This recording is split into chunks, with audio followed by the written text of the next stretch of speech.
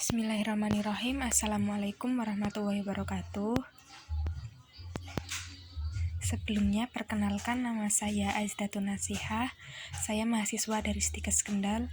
Tujuan saya ke sini untuk memberikan pendidikan kesehatan mengenai myokard infark. Untuk waktunya kurang lebih 30 menit. Apakah Ibu sudah bersedia untuk saya berikan pendidikan kesehatan? Mungkin ada yang mau ditanyakan Ibu sebelum saya mulai? Baik Ibu, sebelumnya saya mulai ya Ibu. Apakah Ibu sudah tahu mengenai myokard infark itu apa? Apabila belum, saya jelaskan ya Ibu. Untuk infark myokard akut atau IMA adalah kematian sel myokard akibat aliran darah ke otot jantung terganggu. Kematian sel-sel myokardium terjadi akibat kekurangan oksigen yang berkepanjangan, menurunkan aliran darah melalui satu atau lebih arteri koroner. Kemudian penyebabnya adalah yang pertama, suplai darah oksigen ke myokard berkurang. Yang kedua adalah kebutuhan oksigen myokard meningkat. Kemudian ada 5 jenis Ibu untuk myokard infark ini. Yang pertama adalah dinding anterior. Ini adalah karena adanya okulasi dari arteri descensus anterior, sinestra, dan mempengaruhi dinding depan ventrikel kiri. Kemudian yang kedua adalah dinding lateral. Ini adalah disebabkan oleh okulasi cabang lateral arteri circumflexa. Yang ketiga yaitu dinding inferior. Ini adalah karena adanya okulasi dari arteri koroner kanan dan menyebabkan infark pada dasarnya ventrikel kiri. Yang keempat adalah dinding posterior. Ini adalah disebabkan oleh okulasi cabang posterior dari arteri koroner circumflexa kanan dan kiri. Ini mempengaruhi dinding belakang ventrikel kiri. Yang kelima, infark ventrikel kanan. Ini adalah akibat okulasi dari ventrikel koroner karena atau kadang-kadang arteri kiri circumflexa. Faktor penyebabnya yang pertama adalah rokok. Untuk bapaknya, apakah sering merokok, Bu? Mungkin yang disebabkan bapaknya karena bapaknya kan dulunya perokok aktif ya. Ini dapat menyebabkan yang namanya jantung koroner. Kemudian minum minuman beralkohol. Apakah bapaknya dulu peminum beralkohol, Bu? Seperti mungkin yang bersoda-soda juga bisa itu, Bu. Oh, tidak ya, Bu ya. Kemudian obesitas. Obesitas ini adalah kelebihan berat badan. Kalau saya lihat bapaknya kan tidak gemuk ya, Bu ya. Ini berarti bukan karena obesitas ya, Bu. Kemudian kurangnya olahraga. Mungkin bapaknya di rumah aktivitasnya kurang juga bisa. Kemudian adalah penyakit penyerta seperti diabetes mellitus, Ibu. Untuk hasil laboratoriumnya kan kemarin bapaknya tidak menderita penyakit diabetes ya, Bu ya. Diabetesnya normal. Saya lanjut ya, Bu ya.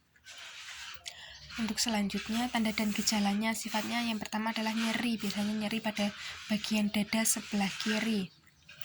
Nyerinya itu seperti diremas-remas, Ibu, seperti ditusuk-tusuk jarum, terasa panas, dan seperti ditindih beban yang sangat berat. Kemudian nyerinya akan menjalar ke bagian lengan, bagian kiri maupun bagian kanan.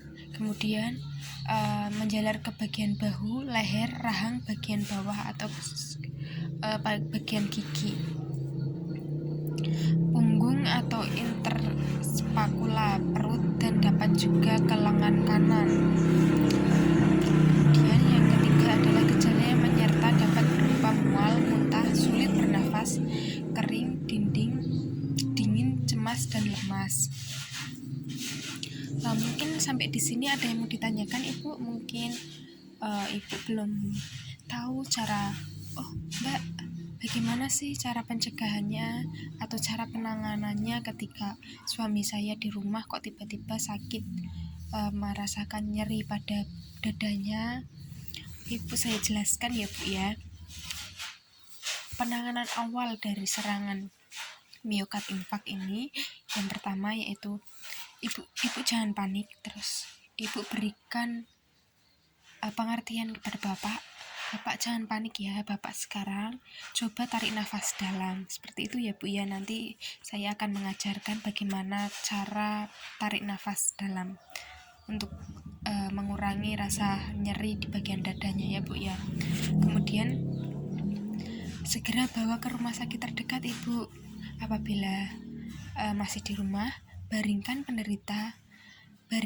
bapak harus disuruh bertiduran, kemudian bajunya yang ketat untuk segera dilepas ya bu ya.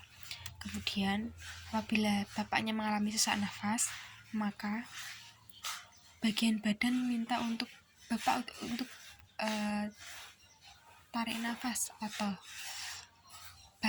membatukkan, seperti tarik nafas kemudian gitu ya bu ya. Kemudian pastikan berada di unit gawat darurat rumah sakit sehingga mendapatkan penanganan dari ahli. Di sini saya akan mengajarkan bagaimana cara tarik nafas dalam ya bu ya. Pertama, ibu harus mengajarkan ke suami ibu dengan cara tarik nafas dalam, seperti, bapak coba tarik nafas dalam ya bapak. Tarik nafas, saya hitung sampai 3, nanti dihembuskan pelan-pelan melalui mulut ya bapak, seperti ini. Tarik nafas 1, 2, 3, hembuskan pelan-pelan melalui mulut, gitu ya bu ya. Coba ibu diulangi bu, bisa, mungkin ibu nanti bisa mengajarkan teknik ini ke bapaknya ya bu, agar nanti sewaktu-waktu bapaknya mengalami nyeri pada dada, ibu bisa mengajarkan agar bapaknya tidak panik dan nyeri itu berkurang ya bu ya. Coba ibu bisa diulangi. Tarik nafas ya bu, saya hitung 1, 2, 3, hembuskan pelan-pelan bu. Ya, ibunya udah pinter ya. Sampai di sini mungkin ada yang mau ditanyakan ibu?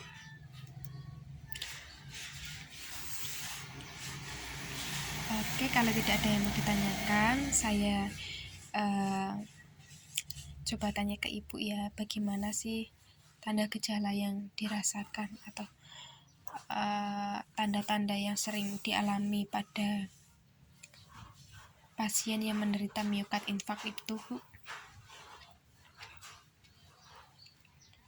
Oke bu, benar sekali ya, tadi ada nyeri seperti diremas-remas ataupun ditusuk ya bu ya. Kemudian nyerinya akan menjalar ke bagian lengan dan ke bagian bahu ya bu ya. Ya oke, ibunya sudah paham, sudah tahu bagaimana cara pencegahannya juga, penanganannya, bukan pencegahan ya bu ya, penanganan awal saat terjadi nyeri pada dada sebelah kiri pada bapaknya ya bu ya. Kalau tidak ada yang mau ditanyakan lagi, saya cukupkan sekian ya bu untuk pendidikan kesehatan ini. Semoga bermanfaat untuk ibu dan bapak. Nanti apabila sudah pulang ke rumah, kemudian tiba-tiba bapak merasakan nyeri dada bagian kiri, ibu bisa mengajarkan bagaimana cara teknik relaksasi ya bu.